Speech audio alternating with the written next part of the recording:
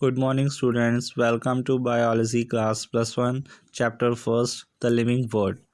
So students first of all living world. So ਸਾਨੂੰ ਪਤਾ ਹੀ ਹੈ ਕਿ ਲਿਵਿੰਗ ਆਰਗੈਨਿਜ਼ਮਸ ਜਿਹੜੇ ਹੈਗੇ ਨੇ ਪਲਾਂਟਸ, ਐਨੀਮਲਸ ਐਂਡ ਮਾਈਕਰੋ ਆਰਗੈਨਿਜ਼ਮਸ ਆ ਜਾਂਦੇ ਨੇ। ਸੋ ਸਟੂਡੈਂਟਸ ਅਸੀਂ ਹੁਣ ਇਹਦੇ ਵਿੱਚ ਦੇਖਾਂਗੇ ਕਿ ਲਿਵਿੰਗ ਵਰਡ ਹੈ ਕੀ ਹੈ, ਦੈਨ ਉਹਦੇ ਕਰੈਕਟਰਿਸਟਿਕਸ ਅਸੀਂ ਵਨ ਬਾਏ ਵਨ ਡਿਸਕਸ ਕਰਾਂਗੇ। So first of all living world, the earth serves as a home for diverse living organisms. The organisms live in various habitats like forests, mountains, deserts, oceans, freshwater bodies, hot springs, polar regions, and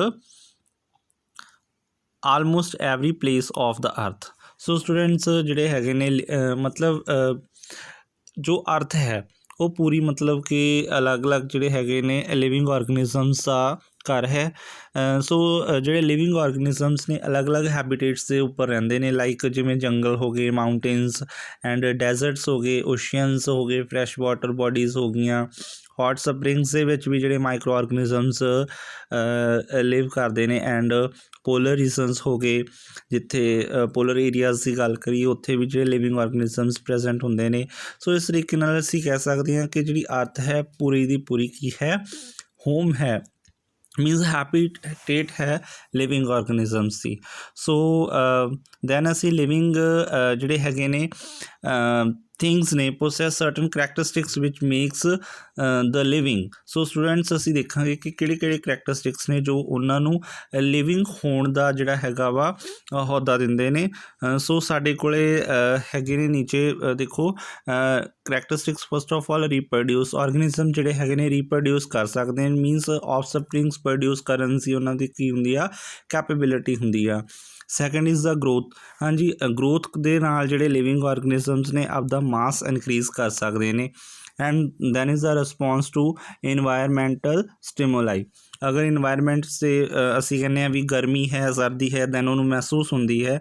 then ਕੀ ਆ, ਅਗਰ ਉਹਨਾਂ ਦੇ ਕੋਈ ਚੀਜ਼ ਜਾਂ ਕਹਿ ਦਿਓ ਉਹਨੂੰ ਸਟਕ ਕਰਦੀ ਹੈ, ਦੈਨ ਉਹਨਾਂ ਨੂੰ ਕੀ ਹੁੰਦਾ, ਫੀਲ ਹੁੰਦਾ, ਫੀਲਿੰਗਸ ਹੁੰਦੀਆਂ ਨੇ ਉਹਨਾਂ ਦੇ ਵਿੱਚ। ਇਸ ਕਰਕੇ ਉਹ ਕੀ ਕਰਦੇ ਨੇ, ਰਿਸਪੌਂਸ ਕਰਦੇ ਨੇ ਟੂ ਇਨਵਾਇਰਮੈਂਟਲ ਸਟਿਮੂਲਾਈ ਨੂੰ। ਦੈਨ ਕੀ ਆ, ਕੈਪੇਬਲ ਟੂ ਮੈਟਾਬੋਲਾਈਜ਼, ਹਾਂਜੀ ਉਹਨਾਂ ਦੇ ਵਿੱਚ ਜਿਹੜੀਆਂ ਬਾਇਓਕੈਮੀਕਲ ਰਿਐਕਸ਼ਨਸ ਹੁੰਦੀਆਂ ਨੇ, ਮੀਨਸ ਐਨਾਬੋਲਿਜ਼ਮ ਐਂਡ ਕੈਟਾਬੋਲਿਜ਼ਮ, ਜੋ ਵੀ ਉਹਨਾਂ ਦੇ ਵਿੱਚ ਰਿਪੇਅਰਿੰਗ ਹੋਣੀ ਆ ਜਾਂ ਕੁਛ ਵੀ ਚੀਜ਼ ਨੇ ਡੈਮੇਜ ਹੋਣਾ, ਦੈਨ ਰਿਪੇਅਰਿੰਗ ਹੋਣੀ, ਸਾਰਾ ਕੁਛ ਕੀ ਹੈ ਮੈਟਾਬੋਲਾਈਜ਼ ਦੇ ਅੰਡਰ ਆਉਂਦਾ, ਉਹ ਵੀ ਕੀ ਹੈ ਇੱਕ ਲਿਵਿੰਗ ਕਰੈਕਟਰ ਹੈ।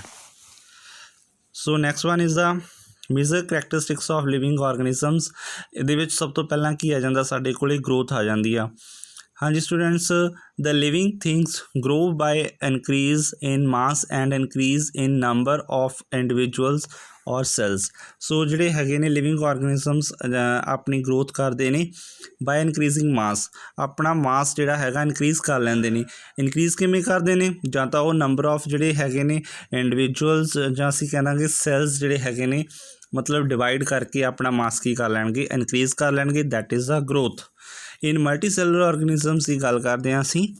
Multi cellular organisms in particular growth occur by cell division or increasing in number of cells. Multi cellular organisms ਦੇ ਵਿੱਚ ਕੀ ਹੁੰਦਾ ਵਾ, ਅਸੀਂ ਕਹਿੰਦੇ ਹਾਂ multi cellular organism those organisms having many cells. So students ਇਹ ਕੀ ਕਰਦੇ ਨੇ, ਸੈੱਲ ਡਿਵੀਜ਼ਨ ਦੇ ਨਾਲ ਜਿਹੜੇ ਹੈਗੇ ਨੇ ਨੰਬਰ ਆਫ ਸੈਲਸ ਜਿਹੜੇ ਹੈਗੇ ਨੇ ਇਨਕਰੀਜ਼ ਕਰਦੇ ਨੇ, ਦੈਨ ਜਿਹੜੇ ਇਹਨਾਂ ਦੇ ਵਿੱਚ ਕੀ ਹੁੰਦੀ ਆ, ਗਰੋਥ ਹੁੰਦੀ ਆ। Growth occurs continuously throughout life in plants, whereas in animals it occurs up to certain age only. ਅਸੀਂ ਪਲਾਂਟਸ ਐਂਡ ਐਨੀਮਲਸ ਦੇ ਵਿੱਚ ਗਰੋਥ ਦੇਖਦੇ ਹਾਂ, ਉਹਨਾਂ ਦੇ ਵਿੱਚ ਸਿਰਫ ਇੱਕ ਸਰਟਨ ਲਿਮਿਟ ਤੱਕ ਜਿਹੜੀ ਹੈਗੀ ਆ ਗਰੋਥ ਹੁੰਦੀ ਆ। ਫੋਰ ਐਗਜ਼ਾਮਪਲ ਅਸੀਂ ਗੱਲ ਕਰਦੇ ਹਾਂ ਜਿਵੇਂ ਐਨੀਮਲਸ ਨੇ, for example human being. Human being ਕੀ ਹੈ, ਅਸੀਂ ਕਹਿੰਦੇ ਹਾਂ ਬੱਚਾ ਮਤਲਬ ਕਿ ਉਹਦਾ ਬਰਥ ਹੋਇਆ, ਦੈਨ ਉਹਦੇ ਵਿੱਚ ਗਰੋਥ ਹੋਣੀ ਸ਼ੁਰੂ ਹੋਈ, ਅਤੇ ਜਿਹੜੀ ਹੈਗੀ ਉਹਦੀ ਹਾਈਟ ਆ ਉਹ ਅਸੀਂ ਕਹਿੰਦੇ ਹਾਂ ਵੀ ਕੁਝ ਕੁ ਏਜ ਦੀ ਲਿਮਿਟ ਤੱਕ ਹੀ ਗਰੋ ਕਰਦੀ ਹੈ, ਦੈਨ ਉੱਥੋਂ ਸਟੋਪ ਹੋ ਜਾਂਦੀ ਆ। ਦੈਨ ਕੀ ਹੈ, ਇਹ ਕੀ ਹੈ, ਇੱਕ ਏਜ ਲਿਮਿਟ ਆ ਜਾਂਦੀ ਆ। ਮਤਲਬ ਇਸ ਤਰੀਕੇ ਨਾਲ ਪਲਾਂਟਸ ਵੀ ਜਿਹੜੇ ਹੈਗੇ ਨੇ ਸਰਟਨ ਜਿਹੜੀ ਟਾਈਮ ਪੀਰੀਅਡ ਤੱਕ ਹੀ ਗਰੋ ਕਰਦੇ ਨੇ, ਦੈਨ ਉਹਨਾਂ ਦੀ ਗਰੋਥ ਕੀ ਹੋ ਜਾਂਦੀ ਆ, ਸਟੋਪ ਹੋ ਜਾਂਦੀ ਆ। However, growing in certain body like nails, hairs and replacement of lost cells occur throughout the life। ਇਸ ਤਰੀਕੇ ਨਾਲ ਜਿਹੜੇ ਨੇਲਸ ਐਂਡ ਹੇਅਰਸ ਨੇ, ਬੋਡੀ ਪਾਰਟਸ ਨੇ, ਉਹ ਵੀ ਕੀ ਕਰਦੇ ਨੇ, ਥਰੂ ਆਊਟ ਦਾ ਲਾਈਫ ਜਿਹੜੇ ਹੈਗੇ ਨੇ ਗਰੋ ਕਰਦੇ ਨੇ। ਦੈਨ ਜਿਹੜੇ ਹੈਗੇ ਨੇ ਡੈਡ ਸੈਲਸ ਨੇ ਜਾਂ ਡੈਡ ਔਰਗਨਸ ਨੇ ਉਹ ਰਿਪਲੇਸ ਹੋ ਜਾਂਦੇ ਨੇ ਬਾਏ ਦਾ ਨਿਊ ਵਨਸ। ਇਨ ਯੂਨੀਸੈਲੂਲਰ ਦੀ ਗੱਲ ਕਰਦੇ ਹਾਂ ਅਸੀਂ ਔਰਗੈਨਿਜ਼ਮ, growth can be observed under the microscope by simply counting the number of cells by in vitro experiments।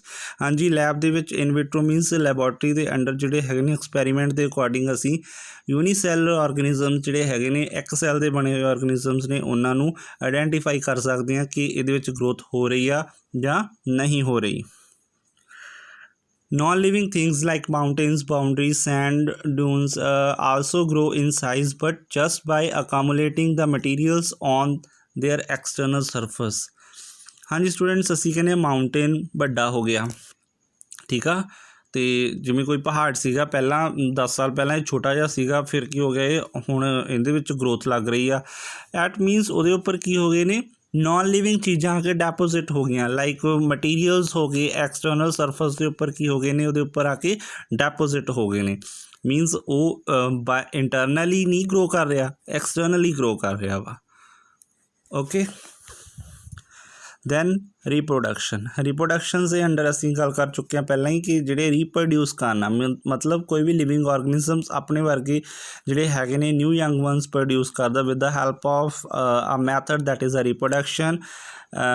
So process of producing offsprings processing features similar to those of parents means new ਜਿਹੜੇ offsprings produce ਕਰਦਾ ਉਹਦੇ ਵਿੱਚ features ਹੁੰਦੇ ਨੇ ਆਪਣੇ parents ਵਰਗੇ।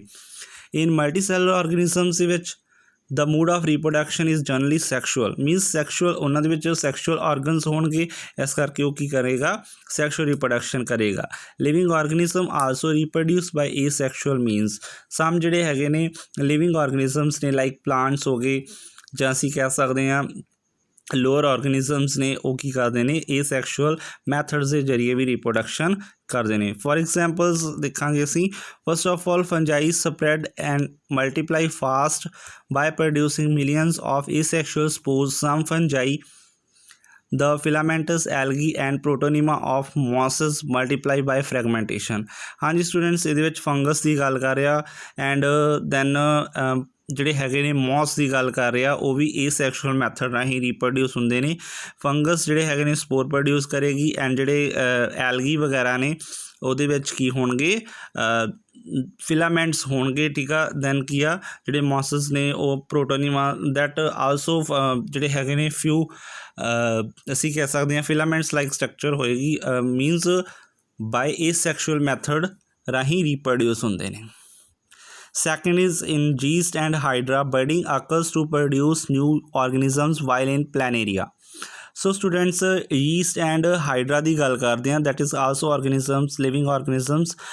budding ਇਹਦੇ ਵਿੱਚ ਕੀ ਹੁੰਦੀ ਹੈ ਲਿਵਿੰਗ ਔਰਗੈਨਿਜ਼ਮ ਦੇ ਉੱਪਰ ਹਾਈਡਰਾ ਦੇ ਵਿੱਚ ਦੇਖਦੇ ਹਾਂ ਇੱਕ ਬਡ ਲੱਗ ਜਾਂਦੀ ਹੈ। ਦੈਨ ਬਡ ਜਦੋਂ ਗਰੋ ਕਰੇਗੀ ਦੈਨ ਉਹਦਾ ਇੱਕ ਡੈਫੀਨਿਟ ਸਾਈਜ਼ ਆ ਗਿਆ, ਮਤਲਬ ਫਾਰਮ ਹੋ ਗਿਆ after growing, and then it detached from their parental body and grow like as a new young ones or a single parent body।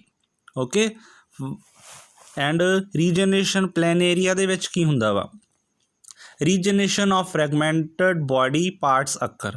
ਜਿਹੜੇ ਹੈਗੇ ਨੇ ਪਲੈਨੇਰੀਆ ਕੀ ਹੋ ਜਾਂਦਾ ਬ੍ਰੇਕਡਾਊਨ ਹੋ ਜਾਂਦਾ ਉਹਦਾ, ਠੀਕ ਆ। ਅਤੇ ਜਿਹੜੇ ਉਹਦੇ ਫਰੈਗਮੈਂਟਸ ਨੇ ਉਹ ਕੀ ਕਰਨ ਲੱਗ ਜਾਂਦੇ ਨੇ ਰੀਜਨਰੇਟ ਹੋ ਜਾਂਦੇ ਨੇ, ਮੀਨਸ ਉਹਨਾਂ ਤੋਂ ਹੀ ਇੱਕ ਨਵਾਂ ਜਿਹੜਾ ਹੈਗਾ ਆਰਗੈਨਿਜ਼ਮ ਪ੍ਰੋਡਿਊਸ ਹੋ ਜਾਂਦਾ ਵਾ। These parts in turn grow as a new organisms. Okay, then third one is the unicellular organisms like bacteria, algae and amoeba reproduce by increasing the number of cells। ਸੋ ਯੂਨੀਸੈਲਰ ਔਰਗੈਨਿਜ਼ਮ ਦੇ ਵਿੱਚ ਬੈਕਟੀਰੀਆ ਆ ਜਾਂਦੇ ਨੇ, algae ਆ ਜਾਂਦੀ ਆ, amoeba ਆ ਜਾਂਦੇ ਨੇ, ਇਹ ਰੀਪਰੋਡਿਊਸ ਕਰਦੇ ਨੇ by increasing the number of cells, means number of cells ਜਿਹੜੇ ਹੈਗੇ ਨੇ ਇਨਕਰੀਜ਼ ਹੋਣਗੇ, ਦੈਨ ਜਿਹੜਾ ਹੈਗਾ ਵਾ ਉਹ ਕੀ ਹੋਏਗਾ ਰੀਪਰੋਡਿਊਸ ਹੋਏਗਾ, that is through cell division. some organisms like mules, sterile workers, bees, infertile human couples etc. do not reproduce। ਹਾਂਜੀ ਸਟੂਡੈਂਟਸ, ਮਿਊਲਸ ਜਿਹੜੇ ਹੁੰਦੇ ਨੇ ਅਸੀਂ ਕਹਿੰਦੇ ਹਾਂ ਖੱਚਰਾਂ ਨੇ ਜਿਹੜੀਆਂ ਐਂਡ ਸਟਾਈਲ ਵਰਕਰਸ ਬੀਜ਼ ਨੇ ਜਿਹੜੀਆਂ, ਠੀਕ ਆ, ਜਾਂ ਸਮ ਜਿਹੜੇ ਹੈਗੇ ਨੇ ਇਨਫਰਟਾਈਲ ਕਪਲਸ ਨੇ ਜਿਹੜੇ ਰੀਪਰੋਡਿਊਸ ਨਹੀਂ ਕਰ ਸਕਦੇ, ਉਹ ਵਾਲੇ ਉਹਨਾਂ ਦੇ ਵਿੱਚ ਰੀਪਰੋਡਕਸ਼ਨ ਨਹੀਂ ਹੋਏਗੀ। ਹਾਂਜੀ students, reproduction also can not be an all inclusive defining characteristics of living organisms. So students ਅਸੀਂ ਕਹਿ ਸਕਦੇ ਹਾਂ ਕਿ ਜਿਹੜੇ ਹੈਗੇ ਨੇ ਰੀਪਰੋਡਕਸ਼ਨ ਜਿਹੜੀ ਹੈ